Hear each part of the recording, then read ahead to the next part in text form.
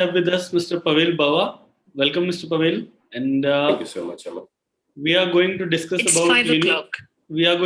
about University of East London, as well as what's going to happen with your May intake, September intake. Can you see face-to-face classes, or can you travel to UK right now if you are getting cash letters and visas for May? And today we are going to specially talk about the interview questions which are coming to you in credibility interview from UKVI. So how you can prepare those questions and what the UKVI is expecting from you to answer. So Mr. Pavel Bawa will be giving you a brief presentation about the interviews and the credibility interview process. All yours, Pavel, sir. Thank you so much, Amar, for the introduction and covering the agenda of this particular session that we are having it right now. And it is absolutely always, it's amazing to be part of your digital platform and the kind of outreach that we have through your YouTube channel. It is amazing, absolutely amazing. So if the best way for us to reach out to applicants and be able to explain them the kind of expectations that we have around the process, the steps that they have to follow, or any update that we have to give around the university. I believe this YouTube platform of yours have been really successful in the past, and we are hoping to participate in a lot of webinars of yours going forward as well. So today, the main agenda around this session is to cover the expectations, the understanding around the precast process, the questions that are being asked to the students. What is the best way to answer those questions? So I will be going through the questions through the whole interview process one by one. I'll go through the questions one by one. I'll try to explain what are the expectations that we have, or a compliance officer or the entry clearance officer will have from a student visa applicant.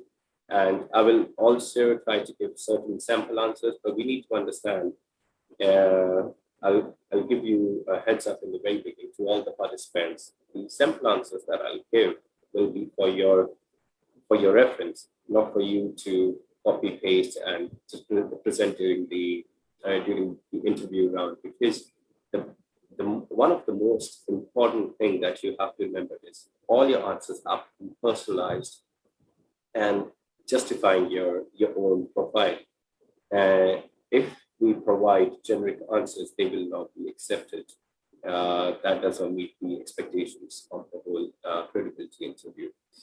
So I have a presentation to show it to everyone. I will just share my screen and start the presentation, and then we will run through the whole process one by one. Amar, can you see my screen?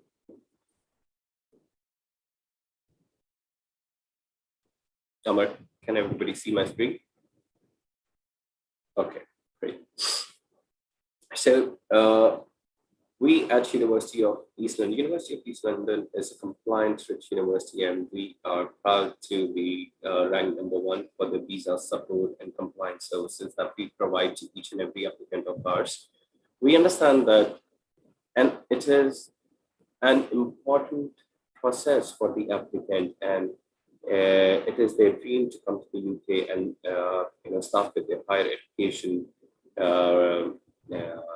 whether it's a bachelor degree or master's degree.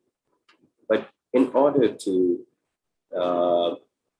travel to the UK, be able to secure a cash letter and travel to the UK, or be able to secure a visa successfully, the student needs to meet the requirements around the process. So there are two processes. The first is the academic process, which if an applicant meets the eligibility criteria, will receive the offer letter. After an applicant pays receives the unconditional offer letter, they are required to pay £1,500 deposit, which is a precast deposit. So once an applicant pays the 1,500 amount, they will be allowed to proceed with the process, the precast process. And there are 3 stages under it. One is precast interview. The other is your financial documents, maintenance documents, so wherein you need to show finances, the required finances, and they have to be mature with at least 28 days. And you have to upload the medical certificate. Only when you have passed all these three stages is when an applicant will be ready for the CAS letter. So before an applicant is issued a CAS letter, they have to go through the CAS interview process. So before you understand how you're supposed to answer during the PCAS, interview,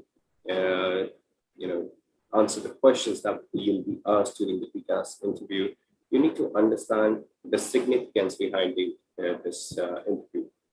What exactly is the meaning of this interview? So the purpose of the interview is to ascertain that your intention to study in the UK is genuine. And the interview will be conducted in English, therefore, your English language ability will also be assessed. Always remember that the interviewer will note down each and every inch of your answer. So try to be as clear in your speech as possible, speak slowly, and do not rush through the answers or speak swiftly out of nervousness. The questions will focus on your reasons for coming to the UK and will include questions about your background, your study plans, your career plans, your finances, your accommodation plans, your immigration history, or if you have any immediate family members in the UK. So before we proceed with before the interview will start, the interviewer would like to confirm the identity of the applicant. So before starting with the questions, confirm the identity. The applicant will be asked about the applicant ID, or which course have they applied for, or where will they be submitting the visa application, that means in which city, which agency partner have they applied to. So we have seen applicants answering in a very casual manner that I've applied for, when being asked that which course have you applied for, they just mention MBA. It is important for the applicant to speak in complete sentences and provide all the details around the application. So the interviewer will not have all the application details at the time of the interview, right? So the applicant is supposed to provide all the details completely. So for example, answer in this manner that I have applied for Masters of Business Administration with or without placement. So you have to clarify, because if you have applied for placement here and you do not mention it at the start of the interviewer might miss to ask you placement here related questions, the result of which you'll be asked to appear for another interview or be rejected due to lack of information around the assessment. So to proceed further with the questions, the first question will be around immigration history. If you have any prior visa rejection, you are supposed to justify that. Why do you think that your application was rejected the last time, and what have you done differently that you are confident that this time your application will be successful? Going further, question number 2, you'll be asked that why would you like to study in the UK? So explain what exactly attracted you to the UK rather than your own home country, which is India, or the course that you have chosen at Ielts. So what makes it better than other similar courses in India or other English-speaking countries such as Canada, USA, Australia? Now, the don'ts over here are, do not provide generic answers around this. We have seen students engaging with the answers from an emotional point of view that it was my dream to study in the UK. We need to understand that we are not applying for tourist visa or work permit. You have applied for student visa application. So if you are not engaging with questions from academic point of view, or you are not engaging with the modules, the curriculum, then it does become challenging to be able to assess your credibility around the application process in the best manner possible. So a genuine student is expected to have clear idea around what they are going to do in future. How is this course relevant to their previous education or the previous experience, and how together the previous profile plus the course that they have chosen for, how together they'll be able to help the applicant achieve their future plans. So an applicant is supposed to provide evidence-based answers and not general answers, and demonstrate sufficient research that they have done around their choice of higher education before paying the deposit amount or paying for the tuition fee. So we have also seen students mentioning that India does not provide good education. It's all theoretical. There are no industry-oriented. There is no industry-oriented curriculum. We need to remember that you have been awarded an offer letter based on your academics. So you are contradicting the decision itself. If you are stating that your academics are not good enough, then why have you been awarded an offer letter? That is an incorrect approach towards that. Why did you choose the UK over India? India does have good institutions. You need to put in some efforts to research around this particular question, and the answer you can frame in this manner that India does have good institutions. They are renowned and reputed institutes. The reason why we have high percentage of brain drain happening from India, companies from all around the world, they come down to India to recruit students, and then later place them at various parts of the globe. But the proportion of those institutes in comparison with the number of youth population that we have is not appropriate. So one has to appear for national level examinations, secure a competent cutoff score. Then after, they have to appear for the group discussion rounds, clear them, appear for the interview round, clear them, go through the reservation quota, and then out of lakhs of applicants, only few thousands are able to secure a seat at the top renowned reputed institutes in India. But that does not mean that there are no other institutes as well. There are few highly renowned private institutions as well, a chain of institutions. For example, there we have Symbiosis, Christ University, MIT Group. They are. You need to showcase that yes, you have done research around this. So students do have renowned private institutions option as well in India, but the cost of studying a master's degree in those institutes is almost equivalent to studying a master's degree in a modern university in a UK higher education institute. Give an example of the fee structure, name the institute, compare it with University of East London. You can also talk about the course duration, that if I choose to study Masters of Business Administration in India, the course duration will be of 2 years. So I'll graduate as a fresher after 2 years. While in UK, I will be able to graduate after 1 year.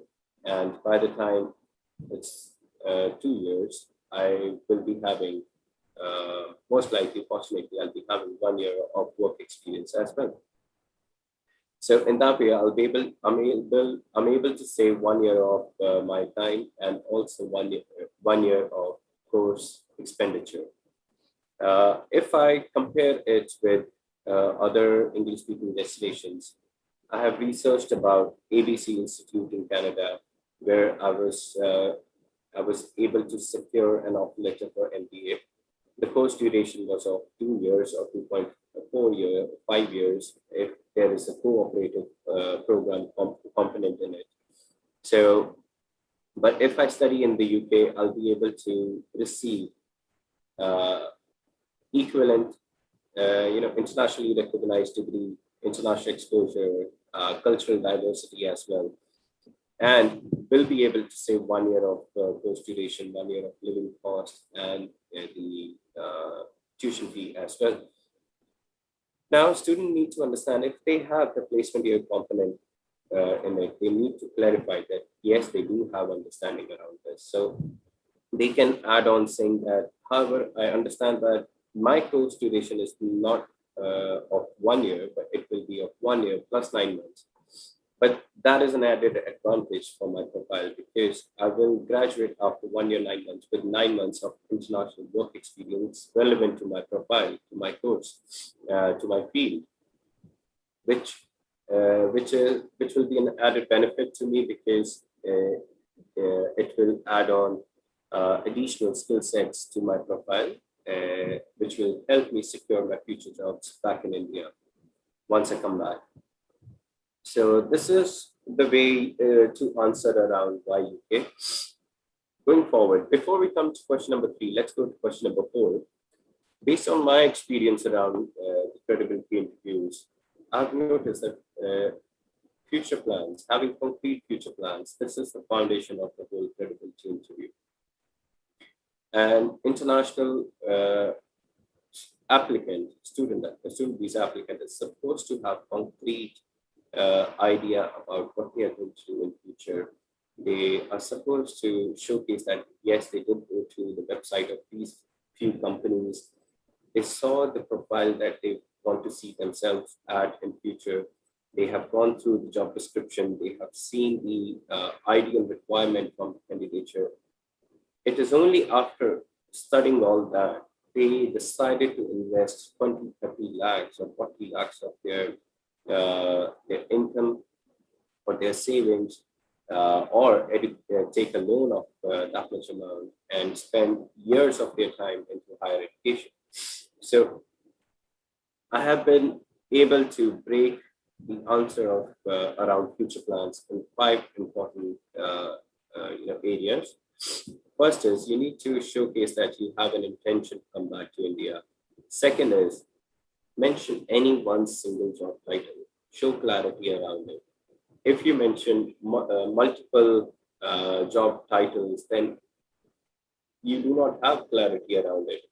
If let's say somebody saying that I will apply for the position of business development manager or financial manager or human resource manager, there are different courses for all this, right? Or operations manager. So if you have clarity around it, you'll be able to choose the right course for yourself.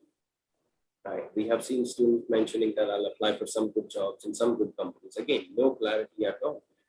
If an applicant is providing answers in this manner, they will definitely get rejected. Right. So mention any one single job title. Mention at least 2 or 3 company names is the third point. Fourth point will be explain or summarize the job description of that job title in at least 2-3 lines. You can easily search for the job description of the job title that you are looking to see yourself at.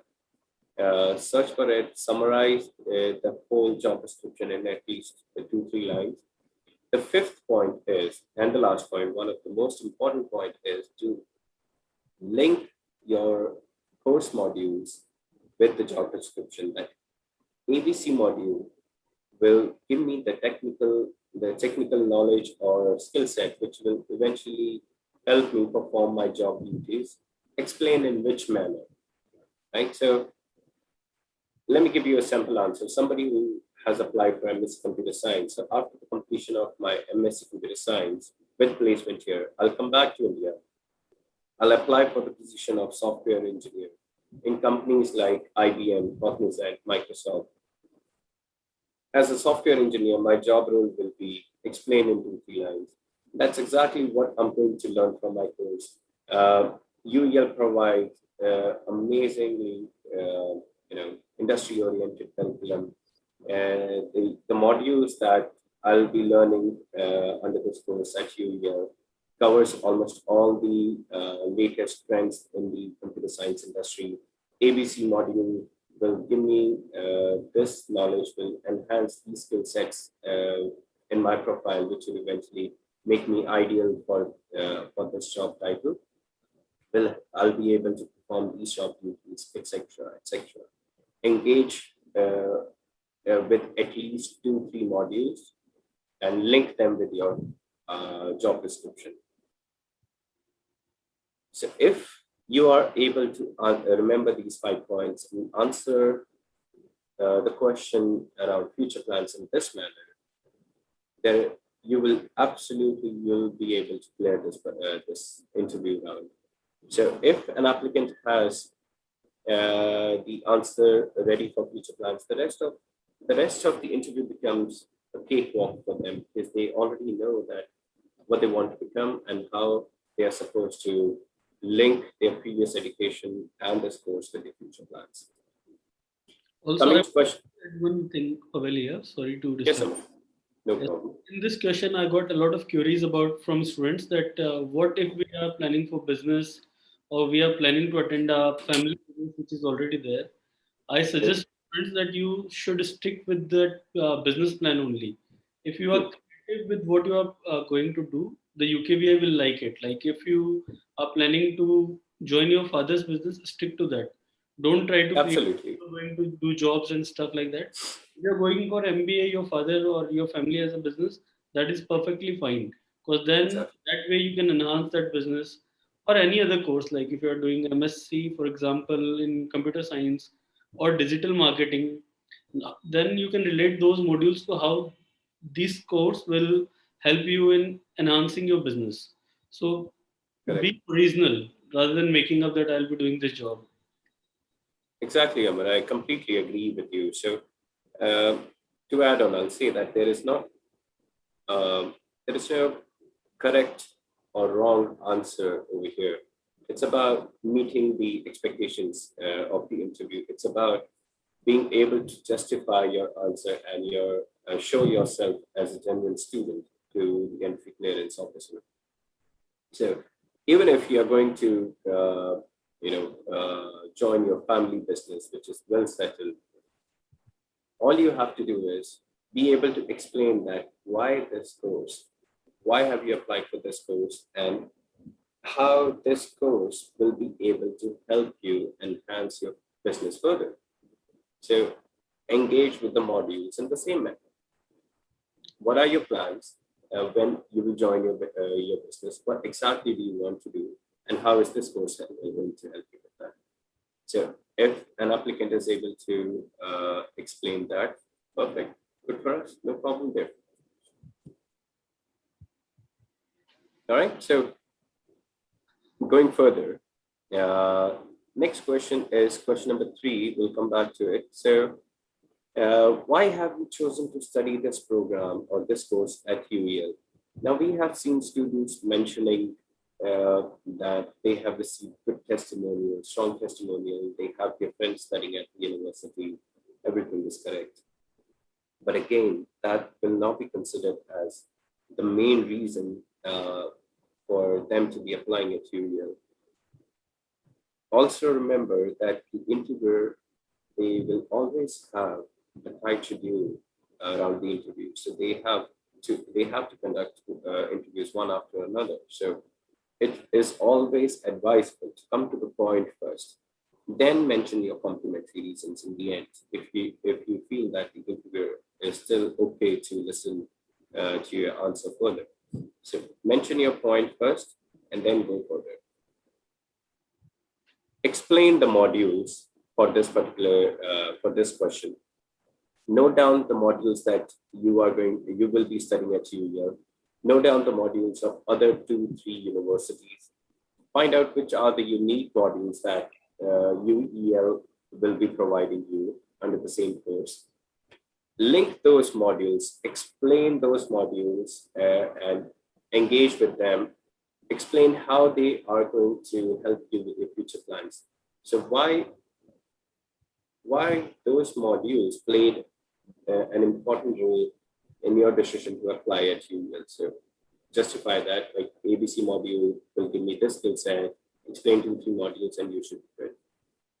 after you have engaged with the modules, then you can say that I have other complementary reasons also for me to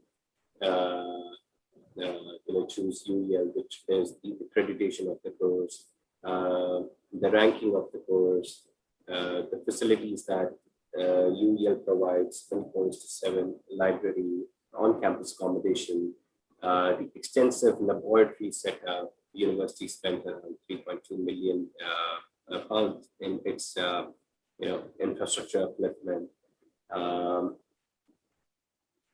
You can talk about placement here. You can engage with the scholarship or the fee structure also. Or you can also talk about the location, which is London. So we need to remember another important point over here. We have seen students mentioning that the main reason for them, instead of explaining the modules, they mentioned that the main reason for them to apply at UEL is the location, which is London. And then they compared it with universities, UK universities, which are not in London, located in other parts of UK.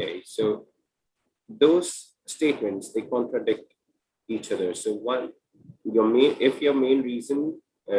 of the main reason to apply at UEL is its location, and compare it with universities which are based in London. Right? So we have also seen students mentioning the ranking of other courses. For example, a student who has applied for MBA is mentioning the ranking of psychology courses or computer science courses. It's again not relevant to you. So whatever answer you provide, just make sure that it is relevant to your choice of course and to your relevant to your future plans. So under this question, try to cover the modules in the very beginning and then mention the other complementary reasons. Going further. Now, this question is also, again, very important. The ideal gap that we expect around this is that for bachelor degree, the ideal gap is maximum 2 years. And for master's degree is maximum 5 years. But if the gap is more, that does not mean that we will not issue an offer letter to the student as long as they are meeting the eligibility criteria from the academic point of view. We will definitely issue the offer letter to the applicant, but they will have to, after clearing the academic eligibility, they'll have to clear the compliance credibility round as well, which is precast interview. So if the student's overall profile is extraordinary, their command on English is amazing, they are able to justify their gap with relevant work experience and connect it with their choice of course at UEL, and eventually connect their whole profile and choice of course with the future plans, we are perfectly fine with no problem around there. So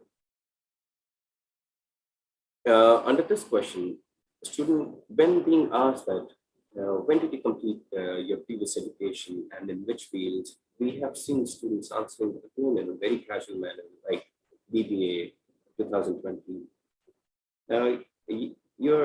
You're appearing for a professional interview, so you're supposed to answer in complete sentences in a more professional manner. That I completed my Bachelor of Business Administration in the month of May 2016. Post that, I started applying for jobs for the position of Business Development Manager in various companies like ICICI Bank, HDFC Bank, or Kotak Mahindra Bank. Luckily, I was able to secure a business development position in ICICI Bank in the month of August 2016. And since then, I have been working in the same company at the same profile. So if they have had promotion or they changed job, remember 4 points around which they are supposed to, highlight during the answer. They are supposed to highlight these 4 points during the answer. So one is the month, year, that is explaining the timeline, month, year, job title, and company name. Explain the gaps in your studies in a clear and elaborative manner, because there are 2 prompt hidden questions under this which you have to cover. in your answer itself. Now, why did you decide to study this course now? Why didn't you continue working? You could have applied a year earlier or 2 years later. Why now? So the answer will vary from profile to profile, but one of the best ways to answer around this is that after gaining sufficient theoretical knowledge from a bachelor degree, I was able to put my knowledge and my business acumen in practice during my experience of the work world as a business development manager in ICICI Bank or HDFC Bank, etc. Over the years, over my experience of 5 years, I've worked hard and gained sufficient experience. I've grown in my career to a senior business development manager, and lately I have tried to apply for senior managerial position in various companies, name those companies. I've had a session with the human resource manager in my current organization, and I've realized that in order to secure a senior manager position, I need to have advanced business acumen in my profile, in my skill set. And also, it is ideal for a candidate to have master's degree in their profile. The reason why I've applied for Masters of Business Administration now. So that answers the first hidden or prompt question around this. The second will be that how is this course relevant with your previous education or previous experience? Now, we have seen students with a background ranging from, say, an engineering student, a student who has studied BTech in mechanical engineering, applying for MBA. Again, it's not difficult to explain, but they should be able to explain that how the combination of their technical knowledge and business, why they're changing the field, why do they require the business knowledge? Because they want to become a team manager. So wherein they will be leading a team of few mechanical engineers. For that, they require the leadership, acumen, the knowledge. They require certain knowledge around financing, a certain knowledge around recruitment, human resource. So they require knowledge around, strategic decision making, etc. So they definitely need to build up their business skill sets in order to be able to lead a team of engineers. So engage with it in a more elaborated manner, explain the modules, how they're going to help you. So link your previous education, previous experience with the course that you have applied for, and then together link it with your future plans. The next question will be that who is funding your studies? So in this question, the entry clearance officer, the compliance officer is trying to understand whether you are financially sound, you will be able to take care of your financial, your costs, your expenses during your course duration while you are staying in the UK. So if you are taking an education loan, then your intention or your ability to pay back the loan will be assessed. So in that, the second question, the sub question under future plans will play an important role. That what will be your expected salary at your future role? So remember that an average salary for any position can be found online. There are various sources for it. So you need to mention that yes, you are aware about the average salary component here. So let me give you a sample answer that as per my research, the average salary of a software engineer in India is 6 to 7 lakhs Indian rupees per annum. However, I will be able to negotiate for a higher package around 11 to 12 lakhs per annum. based on the facts that the average salary has been calculated for Indian graduates, while I will be having an internationally recognized degree, having much wider cultural exposure to the cultural diversity, and also I'll be having 9 months of international work experience in my profile. If you have any prior experience, mention that also. So second point, I already have put 5 years of work experience around the same field in companies like, mention the name of the companies. Third, I will be applying to the most reputed IT multinational companies, which I'm sure they will be happy to negotiate around a higher package for an ideal candidate, as long as I'm able to showcase myself a functional asset for the organization. Now, if you're applying for education loan, you need to focus on your expected salary. It should be higher and be able to justify that how you are hoping it to be higher than the average package. If any one of your family member is funding your studies, like your father or mother, the entry clearance officer would like to know their annual income, who else is dependent on the salary. So try to cover. We understand the tradition in India that parents, they save money well in advance for the children, and then put it in the savings account or fixed deposit. So explain the same to the educate the same around the same to the entry clearance officer. Tell them that my father or my parents, they have saved funds for my higher education well in advance, and they will not have to depend on their regular monthly income in future to to fund more for my living cost, or for my tuition fee. Mention the value of your family assets, if you have any. Talk about your family business, if you have any, that we have a well-established family business with a revenue of so and so annually, right? So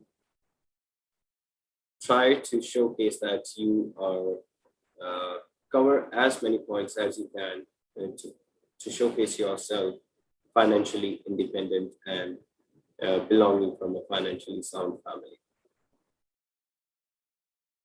Now, the next question will be like, where do you plan to live in the UK? Now, we have seen students mentioning that they are going to stay somewhere 1 hour away from the university. Now, that will not showcase you as a genuine student. An international applicant, they are supposed to be careful around the expenditure they are incurring and how much time they are utilizing in the commute from their residence to the university. So I always recommend my students to stay somewhere within 30 minutes of range from the university, because there are so many affordable options available around the university as well. And we are in fact one of the few universities in London which provide on-campus accommodation too. So if an applicant is going to stay on campus accommodation, they only have to answer another question, which is, what is your monthly rent cost around your monthly rent? So the applicant should know this. And if they are going to stay somewhere outside, then mention the address, mention how they are going to travel, whether by tube or by bus, should know the station names also, should know the bus number and the cost of travel. Okay, and how much time it will take for them to commute to the university. The next question is that, do you have any family members in the UK? Mention only if you have immediate family members. If you have, then you should know their visa status, since when they are in the UK, what have they been doing in the UK. And understand, now these are sensitive areas. Even if you are a genuine student, if you are giving reasons to the UKVI that you have reasons to stay back in the UK, then the assessment will be difficult. So we need to be sure that as a student visa applicant, you should give reasons, mention your social ties, your political, economic ties back in India, that you have sufficient reasons for you to come back to India and not stay in the UK. So if you are asked questions around, your understanding for part-time job or PSW, do not focus on, your whole excitement around saying that I'm relying on the part-time job for my expenditure, or I'm looking forward to having work experience in the UK. You're applying for a student visa, so focus on your academics itself. Answer in the manner that it will build your profile, your overall profile, how it will be helpful for you. So you can answer like, I understand that as an international student, I will be allowed to work 20 hours a week, but I'm not really keen towards it because I already have my expenses ready with myself, or my tuition fee, or my cost of living. But if I'm able to secure myself a job, find myself a job which is relevant to my profile, to my course, and will be adding certain skill set or advantage for me to be able to secure or perform well in my future job, then yes, I will definitely look forward to applying for that job. And same goes with PSW as well. If I'm able to secure a job which will benefit me or build my academics and my profile or my business acumen, so that which will eventually help me perform my which will eventually help me perform better during my future job, then yes, I will be looking forward to it. Otherwise, I have everything planned after, and my course, the modules will be able to help me secure a job for myself in future, back in India. Right, so this is a small video which was recorded by one of my compliance officer at the university, and we have it available at our YouTube channel as well, our official YouTube channel. So I will encourage you guys to have a look at our YouTube channel and go through these videos. Yes, certain tips that I've already given you, but I do not mind mentioning them again, because these are really important for every applicant to understand. You're supposed to answer in a personal manner. Your answers have to showcase or justify your overall profile. So give precise and detailed answers to explain yourself fully and accurately. If you are facing any technical error, please do not end the call without informing the interviewer. Leave it in the chat column and request them to reconnect with you. Ensure all the answers are conducted in English. And if you do not understand the question, please ask them politely to repeat the question instead of giving an awkward silence or assuming the question wrongly and answering something completely different. So the interview can be a daunting process, but try to answer all questions honestly and clearly.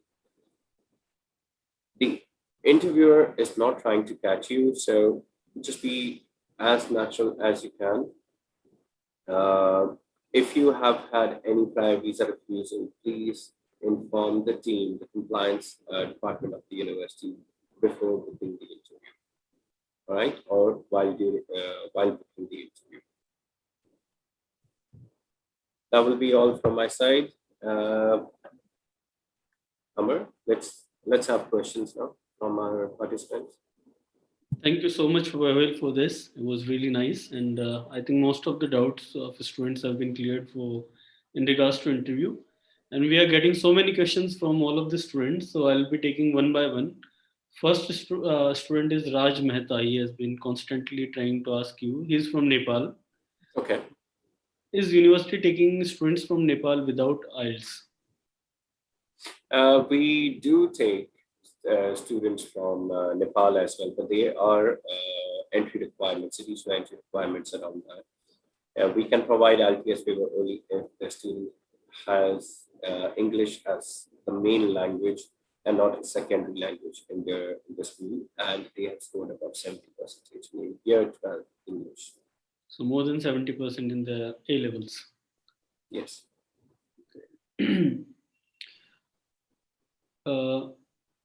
There is one student from Punjab.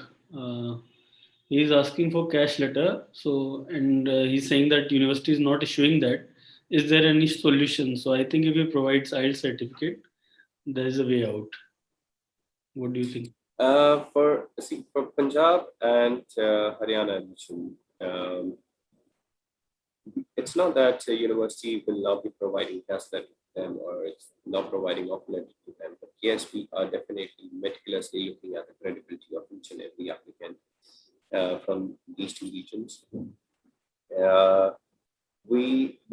A university will never say no to a genuine student, and a student with an amazing academic profile will love to have them on board and welcome them at the campus.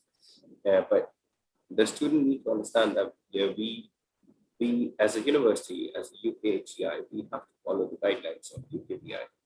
So we have to take all the measures in place in order to enroll students who are highly credible, who are genuine to complete their studies, enroll.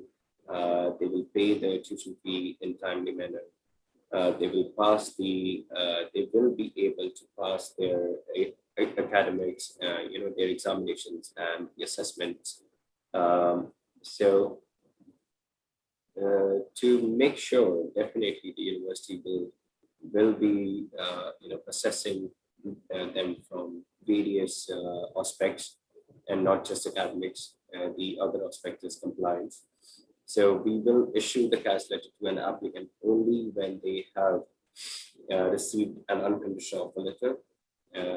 Yes, they need to apply with IELTS or any CELT examination if they are from Punjab or Haryana region. And they have to clear the pre-CAS interview to be able to secure a cash letter for themselves. And if they are able to clear our academic and our compliance process, then yes, definitely university will issue the cash letter. And university has been issuing cash letter.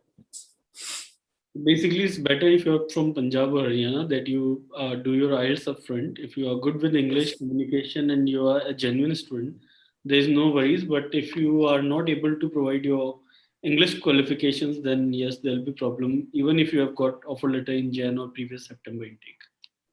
So that's correct.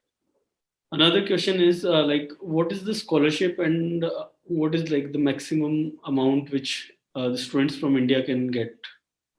All right. So we at University of Eastern we provide amazing scholarships, and it ranges between 1,000 to 5,000 pounds, and the scholarship it varies from course to course. So we have a budget allocated to a course depending upon the number of applications that we are receiving for a particular faculty or field. So we have already finalized our scholarships for the September intake, and I'm sure the students have already started receiving revised offer letters with including the scholarship, but I cannot give an exact amount of scholarship an applicant will be receiving because it will be assessed only after seeing their eligibility, and it can range anything in between 1 to 5,000. So we got another question. This is from student that he's asking what are the deadlines for September intake and what are the entry requirements. So I should suggest you that you should contact our counseling teams and they'll be able to tell you exactly after assessing your profile that if you are eligible to apply or not. And for September entry date, there's no specific deadline as such yet. But yeah, applications are open and you can apply for September intake. Right? We have already mentioned the soft deadlines on our website, so you can find it out on the union website. The deadlines are already out for September intake. Right, and Some students are asking, was the normal time to process cash letters after passing the precast interviews? Okay, now again, that is lack of understanding around the process.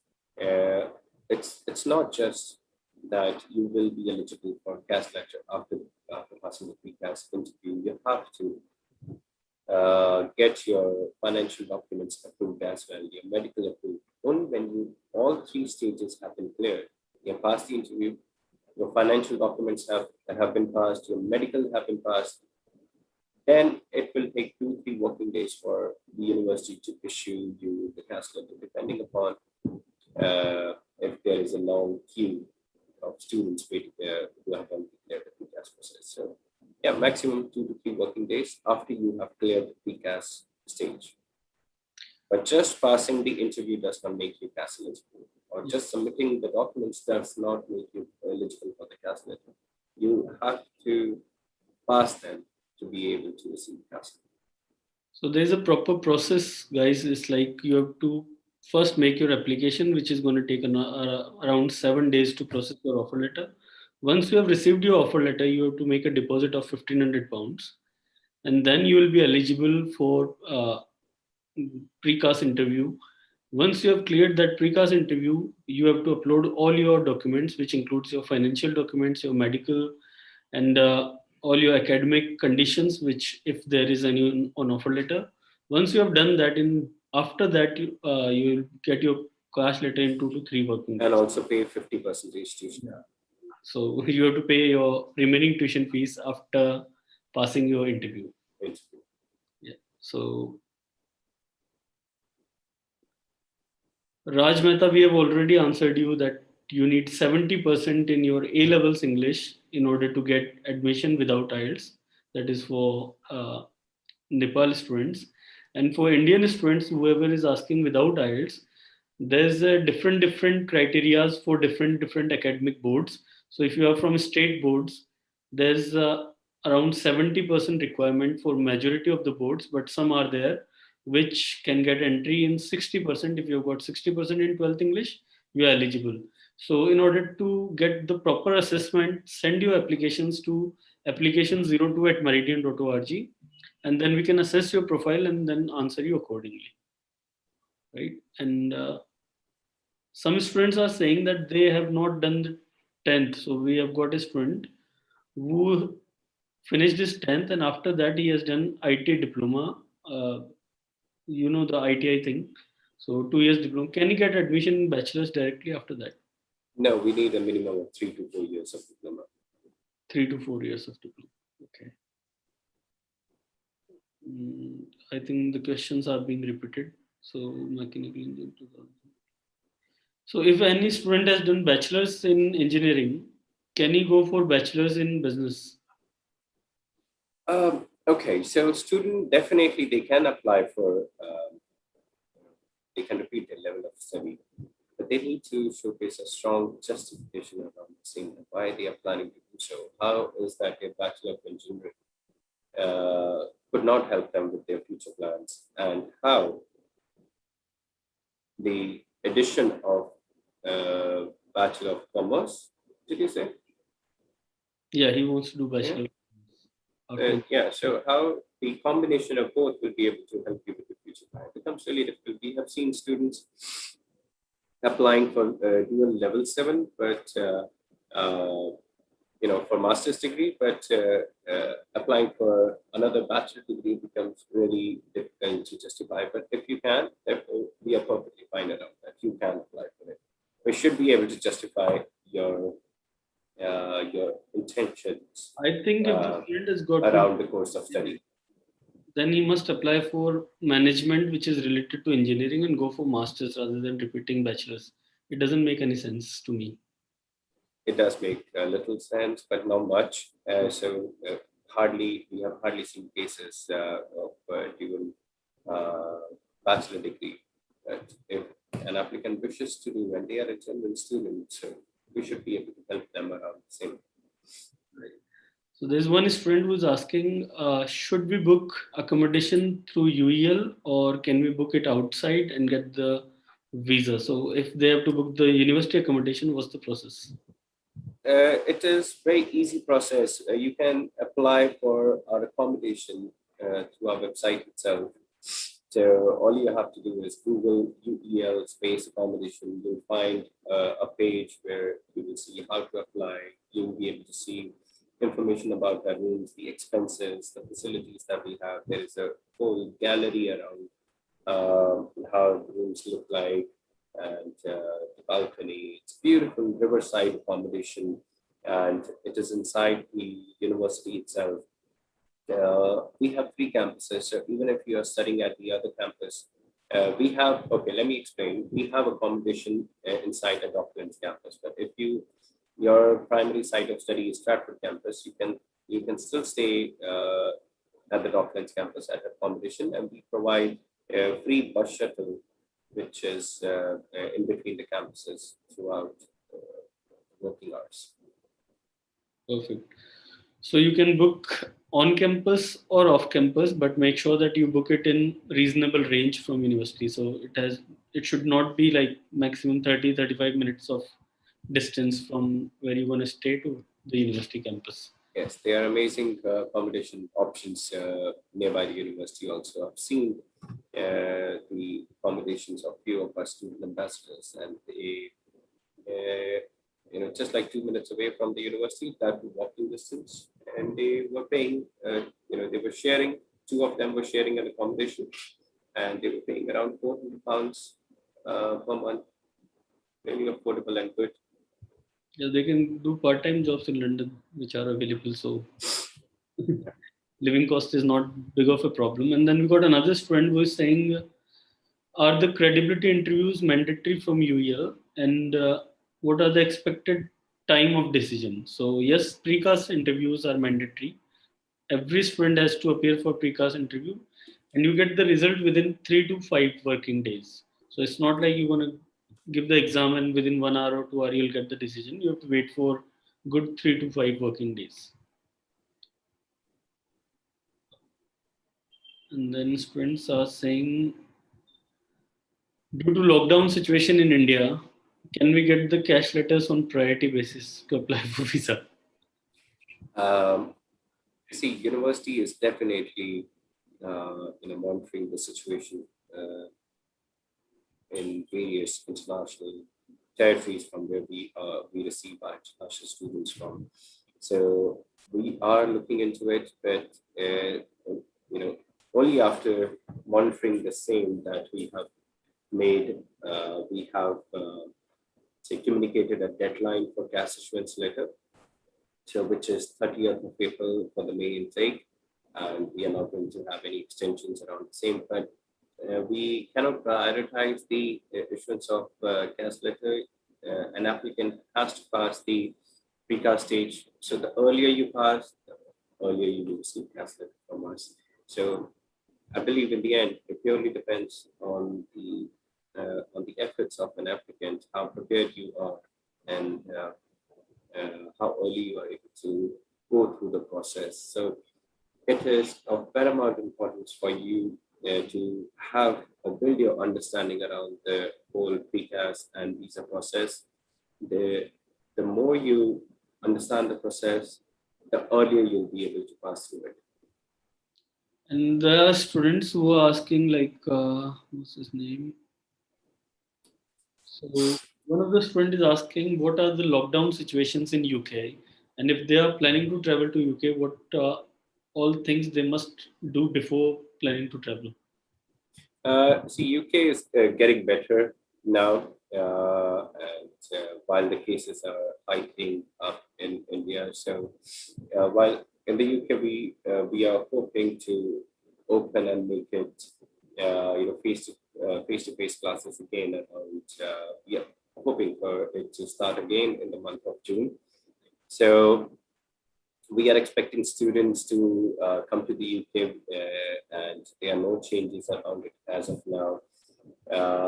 International students, they are traveling to the UK, and the flights are operational from India as well to the UK. And the students, as and when they are receiving the cash letter, we encourage them to apply for submit for the visa within 2 days of receiving the CAS letter itself, so that you can have your decision early and be able to travel to the UK. Just get your RT-PCR done a day before the travel or 2 days before the travel. Actually. Maximum 72 hours before. Yes. So RT-PCR is one thing. Second is fill your passenger health locator It's 6 form. o'clock. And third thing you need to make sure is that you have your quarantine place booked. So for first 10 days you have to stay in self-isolation. So you must provide all the details, where you're going to be stay and how UKVI can contact you. And make sure you don't go anywhere for the first 10 days. So you fulfill all these 3 requirements, and there is no other issue as in like you can travel or not. Right? And another student is asking, I have studied diploma and have 70% in English, but not in A levels. So I don't think that will be waived off in No, IELTS. we do not accept English marks from diploma. So Vishnu Kumar, you have to meet your English entry requirements either through IELTS or any other exam, which is PTE or language Or cert. TOEFL. Yeah, TOEFL. We also have an internal examination, but the dates are very limited. Our counselors at Meridean overseas, they will be able to help you with the process. So you'll have to submit your application. You need to have a conditional offer, at least a conditional offer letter with you, and then the counselors at Meridian overseas will be able to help you with the process. So you can appear for the internal examination, but the dates are limited, remember, and the seats are also limited around the same. Then Manjinder Wala is asking, can we get extension for May intake? So I am hoping that he has applied for visa. And when is the last date of travel to UK? Like when can he travel? And see, if the student has applied for visa, then the latest date to travel to the UK as of now is in the May itself, around the ending of May. If we are allowing students to study in India itself, engage with the courses online and travel to the UK later on, we are still having an internal discussion around the same. Once we have clarity, we'll definitely inform all our applicants and will inform all our agency partners also around the same. But if the student is asking for extension around the CAS letter, we are not planning to provide any extension around the CAS letters. 30th of April is the last week to be eligible to receive the CAS letter. Now we got really good question from Shikha Gehlot. She's asking, if we do not get placement in placement year, so if there is a job or anything, what will happen to that year? So see, we have a dedicated team and dedicated placement officers to be who will help you and guide you throughout your postulation. Will prepare you for the interview rounds, will uplift your overall profile. There are workshops that we organize, how to appear for the interview, how to prepare for the interview, how to prepare your resume or your CV or your cover letter, etc. We also organize career fairs on campus, industry visits, guest lectures for you guys. So enough opportunities for you to build your network, because it's eventually your network that will help you secure a job for yourself or be able to attend an interview. So even after all this, if an applicant is unable to secure a placement here for themselves, the university will try its best to provide you a research component so that your visa, we do not have to cut down your visa. And what I'm trying to say is that university will try its best to help you secure a placement. If not, we'll try to get you a research component included in your post duration. Otherwise, the last resort will be to cut down your visa. And we haven't seen anyone case until now. So basically, Shika, if you do not get a job, the university will try to find you a job or a placement. If still you have not found the job, you can do any part-time jobs anywhere. You can start your own business, as in like you can start selling anything, or like UKVI has no restriction upon what you can do in that 1 year. So you can do your startup or whatever you like. But to go forward, you must have a sponsor above £18,000 salary to get a work permit of 5 years, and then followed by your ILR and stuff. So there's no worry that if you do not get a job in that first year, you are still fine. You can try to look for a job before you finish your PSW. So you got 3 years to find a job and then apply for work permit. One is your placement year, and then 2 years of your post study work permit, which has already started. And from 1st of July, you can apply for PSW applications to UKVI, right? That's good. And then one student is constantly asking us, can he do masters in health management or health administration after BCom?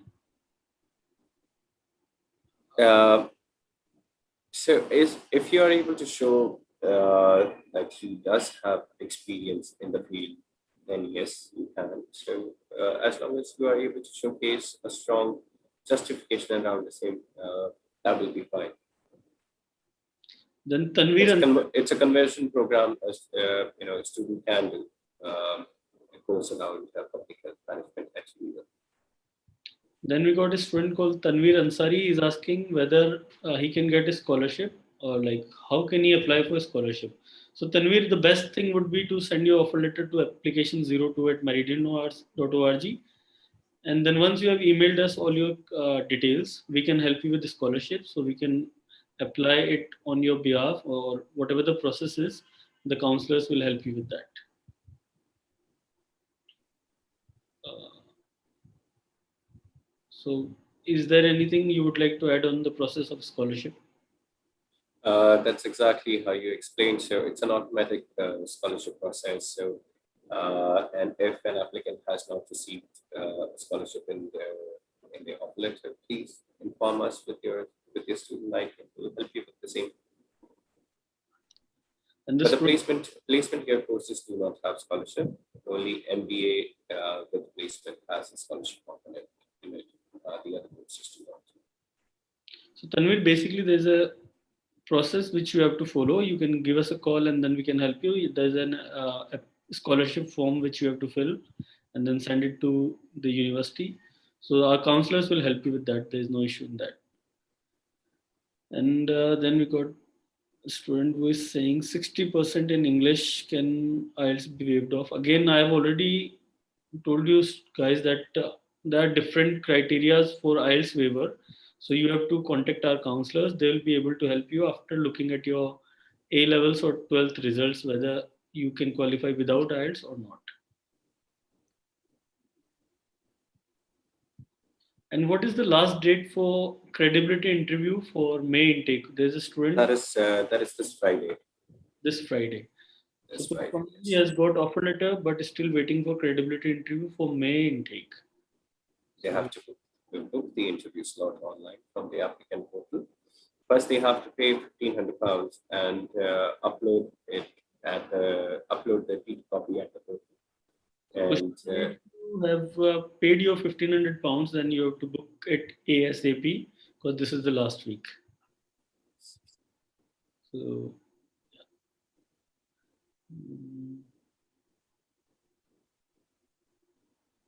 yeah, I think that's about it. All the questions are being repeated. So,